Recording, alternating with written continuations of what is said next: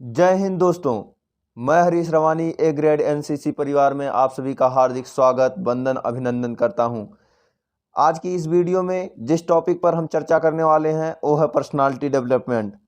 ये बहुत ही important topic है दोस्तों, और ये 15 मार्क का जो है आपके एग्ज़ाम में पूछा जाएगा।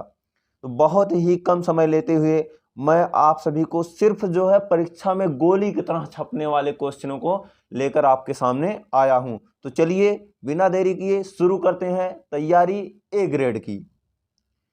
दोस्तों ये देखिए, पहला क्वेश्चन आप सबके सामने आ गया है, व्यक्तित्व विकास क्या है। तो चलिए इसका आंसर देखते हैं। दोस्तों जैसे आपसे पूछा जाए अगर व्यक्तित्व विकास क्या है, या व्यक्तित्व विकास किसे कहते हैं, या व्यक्तित्व विकास से आप क्या समझते हैं, तो तीनों का आंसर आप यही लिखेंगे। व्यक्ति के व्यवहारों, अभिवृत्तियों, विश्वासों एवं मूल्यों का वह योग है जो उसकी पहचान प्रदर्शित करता है। आप सभी को यही मैं आप सबके लिए एकदम शॉर्ट आंसर लेके आया हूं, और शॉर्ट से शॉर्ट एकदम करने की कोशिश भी करता हूं। आप सभी को वीडियो जैसी भी लगे कमेंट में बताइएगा, और अगर पसंद आए तो लाइक करिएगा। और अगर जो है देखिए, इसमें आप सबको अगर डाउट होगा किसमें, अभिवृत्तियों, जो उसके विचार होते हैं, ठीक है, इसका मतलब होता है विचार। व्यवहार जो होते हैं आप सब व्यवहार तो जानते ही हैं, ठीक है। तो चलिए बढ़ते हैं बिना डाउट के अगले क्वेश्चन की तरफ। क्वेश्चन नंबर 2 है, व्यक्तित्व विकास से आप क्या समझते हैं। देखिए वही सेम क्वेश्चन है, मतलब मैंने बताया ना, आप वो भी लिख सकते हैं। तो मैंने सोचा आप सबको डाउट होगा, इसीलिए ये भी आंसर मैं आप सबके लिए ले आया, ठीक है।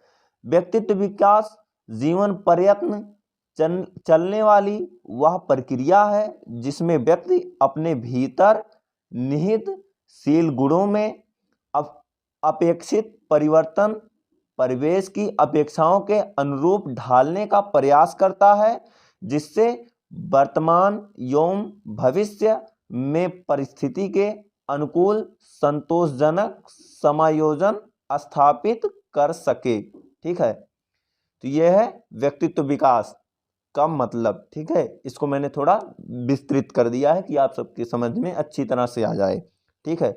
चलिए बढ़ते हैं अगले क्वेश्चन की तरफ। क्वेश्चन नंबर 3, व्यक्तित्व विकास में सहायक तत्व।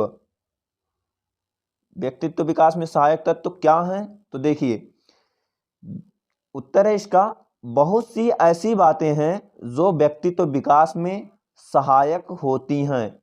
इसमें से प्रमुख हैं। दोस्तों ये परीक्षा में गोली की तरह छपने वाला क्वेश्चन है, समझ लिए। क्वेश्चन नंबर 1 और क्वेश्चन नंबर 3 बहुत ही इंपॉर्टेंट है। मैंने आपके लिए बस एकदम इंपॉर्टेंट क्वेश्चन ही लेके आए हैं, जिससे आपकी परीक्षा में जो है ज़्यादा से ज़्यादा फायदा हो सके, ठीक है। इससे बाहर नहीं आएगा पर्सनालिटी डेवलपमेंट, 100% मैं इसकी गारंटी ले सकता हूँ, ठीक है। तो देखिए इसमें जो सहायक प्रमुख घटक हैं वो देखिए, पहला है जीवन के प्रति सकारात्मक सोच। जो आपकी सोच है ना, वो जीवन के प्रति जो है अच्छी होनी चाहिए, पॉजिटिव होनी चाहिए, ना कि निगेटिव। उसी को कहते हैं सकारात्मक सोच। और दूसरी है यथार्थवादी महत्वाकांक्षी दृष्टिकोण, जो कि मतलब आप जो है एक सैनिक का गुण होना चाहिए आपके अंदर, की मतलब ज़्यादा से ज़्यादा ज्ञान हासिल करने का या लक्ष्य हासिल करने का आपका दृष्टिकोण जो है ज़्यादा से ज़्यादा हासिल करने वाला होना चाहिए। और तीसरा आपका आशावादी, ठीक है, जो मतलब भविष्य से भी कुछ आशाएं रखे। और चौथा आपका प्रभावशाली संचार, मतलब बात करने का तौर तरीका जो है वो प्रभावित करने वाला होना चाहिए, जिससे कि हर कोई अट्रैक्टिव हो जाए, ठीक है। आपका पांचवा है आकर्षक वेशभूषा, मतलब कि जिसको आपकी एनसीसी की भाषा में बियरिंग कहते हैं, ठीक है। बियरिंग आप लोग समझते होंगे कि मतलब कैसे जो आप सब वर्दी लगाते हैं कितनी अच्छी तरह से लगाई जा सकती है, ठीक है, वो बियरिंग होती है। आकर्षक वेशभूषा मतलब जिससे लोग अट्रैक्टिव हो जाएं। आपका छठा है आत्मविश्वास, जो आपका कॉन्फिडेंस है ना वो एक उच्च लेवल का होना चाहिए। ओवर कॉन्फिडेंस जो होती है वो अलग बात होती है, लेकिन ये कॉन्फिडेंस जो होना है ये भी आपको जो है एक अच्छे लेवल का आपके अंदर होना चाहिए। आपका 7वां है आत्मानुशासन, मतलब जो आपका स्वयं का डिसिप्लिन है, जो आपकी स्वयं की, वैसे जो हमारे एनसीसी का मोटो है ना, एकता और अनुशासन, यूनिटी यूनिटी एंड डिसिप्लिन। तो ये एक जो अनुशासन है ये बहुत बड़ी बात है एक सैनिक के अंदर, या एक नेता के अंदर, या एक पर्सनल जो पर्सनालिटी जिसकी अच्छी हो, अच्छी बनानी हो, पर्सनालिटी डेवलप करने में एक जो कॉन्फिडेंस होता है इसकी बहुत ही बड़ी भूमिका है। चलिए बढ़ते हैं अगला टॉपिक।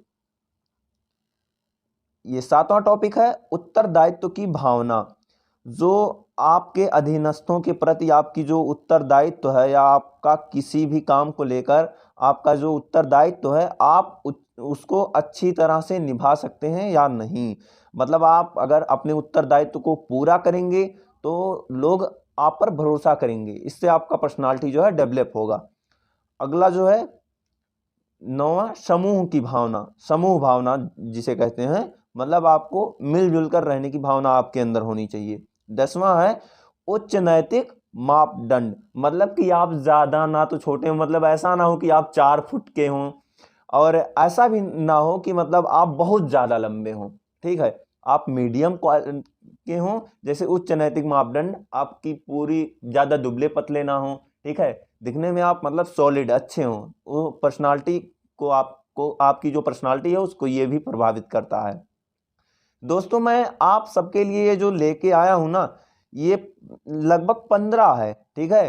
तो आप इसमें से 10 ज्यादा से ज्यादा चाहे जो इसमें से 10 आप छांट के लिख सकते हैं। टोटल 10 है, मतलब 15 है, इसमें से आप जो है 10 लिख सकते हैं। कोई जरूरी नहीं आप सब लिखें, ज्यादा से ज्यादा आप 10 लिख देंगे एग्जाम में तो भी आपको पूरा नंबर मिल जाएगा। अगला है आपका 11वां पहल की प्रवृत्ति। ठीक है, जो आपकी पहल करने की क्षमता है, जो बातचीत करने की क्षमता, या फिर मतलब जो आपका जिसको ऑर्डर नहीं दिया वो भी मतलब आप अपने तरीके से, जो आपकी सोच है, सोच के हिसाब से करने की जो क्षमता है, उसी को कहते हैं पहल की प्रवृत्ति। 12वां है आपका आत्म अंतर्दृष्टि, जो मतलब खुद के अंदर भी देखने की, मतलब कि मैं कैसा हूं, ठीक है, अच्छा या बुरा, मतलब अपने को सुधारने की भी आपके अंदर क्षमता होनी चाहिए। आपका 13वां है सफलता प्राप्ति की प्रवृत्ति को बढ़ाना, मतलब मैं तो अपने लक्ष्य को हासिल करके ही रहूंगा, साला जब तक तोड़ूंगा नहीं तब तक छोड़ूंगा नहीं, मतलब ये वाली भावना होनी चाहिए। द माउंटेन मैन मूवी तो देखे ही होंगे आप सब, दशरथ माझी, जब तक तोड़ेंगे नहीं तब तक छोड़ेंगे नहीं। चलिए हम भी परीक्षा को जो है जब तक तोड़ेंगे नहीं तब तक छोड़ने वाले तो हैं नहीं। अगला है आपका 14वां नेतृत्व के गुण। ठीक है, जो आपके अंदर नेतृत्व, लोगों को नेतृत्व करने का जो गुण है, मतलब आपके अंदर आप कितने आदमियों को अपने अंडर में जो है, जैसे क्या कहते हैं उसको, कलेक्टिव करने की जो क्षमता है आप सबकी, मतलब कि आप कितने लोगों को जो है प्रभावित कर सकते हैं। ठीक है, तो वो होता है नेतृत्व का गुण। जैसे नेतृत्व के अंदर कई गुण आते हैं, लेकिन टोटल गुण मिला के वही नेतृत्व के गुण। अब अगला है आपका सामाजिक अंतर्दृष्टि, मतलब आपकी जो समाज के प्रति कैसी सोच है वो भी आपकी जो है अच्छी होनी चाहिए, इसीलिए तो आप समाज में फेमस होंगे। तो ये मैं स्क्रॉल कर रहा हूँ, हो सकता है आप स्क्रीनशॉट अगर लेना चाहें तो ले सकते हैं। ये देखिए यहाँ से है, ये यहाँ से, ठीक है, नंबरिंग करके है यहाँ से। ये क्या है दोस्तों, ठीक है, 15 है टोटल। ये देखिए व्यक्तित्व विकास में जो है, ये व्यक्तित्व विकास में सहायक तत्व हैं या बातें हैं। ठीक है, तो आप इसको जो है अच्छी तरह से तैयार कर लीजिए, एकदम समझ लीजिए गोली की तरह छपने वाला क्वेश्चन है ये। ठीक है, और इसका आंसर आप नेतृत्व के, प्रभावशाली नेतृत्व के गुण में भी लिख सकते हैं, दोनों का आंसर सेम है। अगला क्वेश्चन आपका है व्यक्तित्व के प्रमुख घटक क्या हैं। ये देखिए गोली कितना छपने वाला क्वेश्चन है परीक्षा में, व्यक्तित्व के प्रमुख घटक लिखिए। ये 2017 में सी सर्टिफिकेट एग्जाम में पूछा भी जा चुका है। तो देखिए व्यक्तित्व के 2 प्रमुख घटक हैं। पहला है आत्म, जिसको कहते हैं सेल्फ, मतलब स्वयं का। ठीक है, जो स्वयं का जो तत्व है आपके अंदर। और इसमें दूसरा है देखिए सील गुड, ठीक है, तो जिसको अंग्रेजी में कहते हैं ट्रेट्स। तो ये देखिए आत्म क्या है, किसी व्यक्ति की अपने बारे में यह धारणा कि वह कौन है और क्या है, मतलब अपने बारे में पूरी तरह से जानकारी होनी चाहिए उसको कि मतलब मैं कौन हूँ और क्या कर सकता हूँ, या मतलब मेरी क्षमताएं क्या है। और दूसरा है सील गुड, ठीक है, ये व्यक्ति के व्यवहार के विशिष्ट गुण, मतलब आपके जो व्यवहार की जो क्षमता है, मतलब आप व्यवहार अच्छा करते हैं, आप बुरा करते हैं। ये देखिए नल्ला पाकिस्तान का जो है ये व्यवहार तो बहुत खराब लगता है मुझको, वो मतलब सुधरेगा नहीं, क्या है, सुधरने वाला नहीं है वो, ठीक है, तो उसके जो है सील गुड जो है अच्छे नहीं है, ठीक है। चलिए बढ़ते हैं अगले क्वेश्चन की तरफ। क्वेश्चन नंबर 5 है, जो कि हम सबका लास्ट क्वेश्चन है। मैंने कहा था आप सबसे कि मैं आप सबसे जो है टाइम नहीं लूंगा, ठीक है, तो ये बहुत ही इंपॉर्टेंट क्वेश्चन है, आप सबको जो है इसको अच्छी तरह से तैयार करना है। और ये तो एकदम वेरी वेरी इंपॉर्टेंट क्वेश्चन है, ठीक है, ये वेरी इंपॉर्टेंट क्वेश्चन है, ये समझ लीजिए पर्सनालिटी डेवलपमेंट की जो है क्या है, जान है, ठीक है। चलिए तो प्रश्न क्या है, व्यक्तित्व के विकास को प्रभावित करने वाले प्रमुख निर्धारक क्या हैं। निर्धारक आप कारण भी कह सकते हैं, इसको घटक भी कह सकते हैं, ठीक है। व्यक्तित्व के विकास को प्रभावित करने वाले प्रमुख निर्धारक या प्रमुख कारण या प्रमुख घटक क्या हैं। तो चलिए आंसर है, व्यक्तित्व विकास को प्रभावित करने वाले निर्धारक निम्नलिखित हैं।